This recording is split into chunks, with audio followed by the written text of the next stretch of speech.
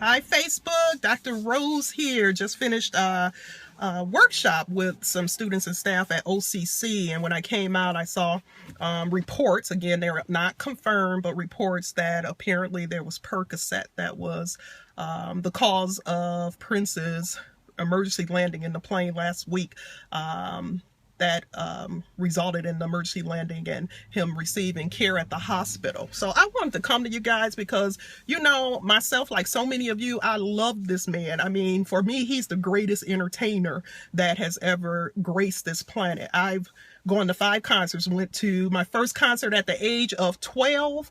The Purple Rain concert, even made myself some purple lace fingerless gloves to wear there, and I attended my last concert last April here in Detroit at the Fox Theater. And one thing we know, you know, I even, when I was in Vegas vacationing, he decided that he was going to just throw a surprise concert 6 hours later at the MGM Grand, and I was able to snag those tickets as well. But if you've ever seen him perform live in person or just on television, you know he gave 110%. He gave 200% in every performance. I mean, this man will be on stage gyrating, doing the splits, jumping off of speakers, twice as tall as he is.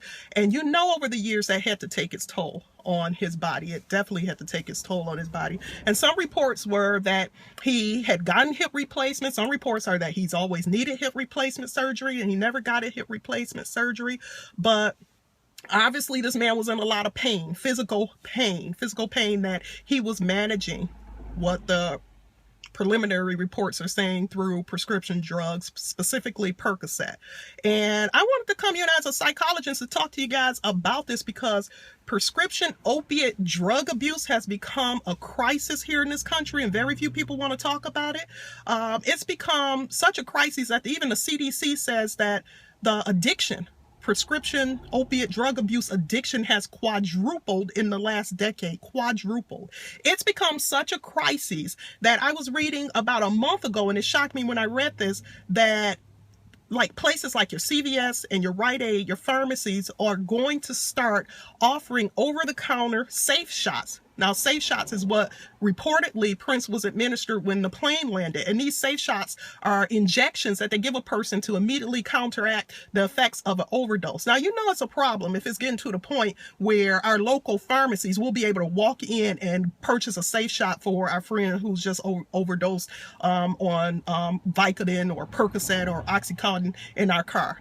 And it's, you know, and it's good that they're going to offer this, but at the same time, it's time for us to do something more because millions of Americans are addicted to these opiates, the Oxycontin, the Percocet, the Vicodin, all these different opiates here. They're addicted to, and these are the Americans that are driving us around in public transportation. These are the people you are working with. These are the people you are living with. These are the people teaching our children. And millions of Americans have become hooked. And unfortunately, instead of really addressing this problem, you know, people want to just really keep it closeted because there's a lot of money. Let's be honest about it. There's a lot of money in the drug industry to be gained about keeping people addicted to these drugs. The reports were that Prince made 4 visits to his pharmacy in the last week to get prescriptions filled. And that says a lot. So I just wanted to come to you guys because if these reports, if there's any ounce of credibility in these reports that's being reported about what actually went on, it's time for the conversation to be had. It's time for the millions of people, millions of Americans that we work with, that we live with, that we love, that, like I said, teach our children who are closeted and addicted to these substances. It's time for them to get the proper help that they need, and time for us to have this conversation because only through dialogue is change going to occur.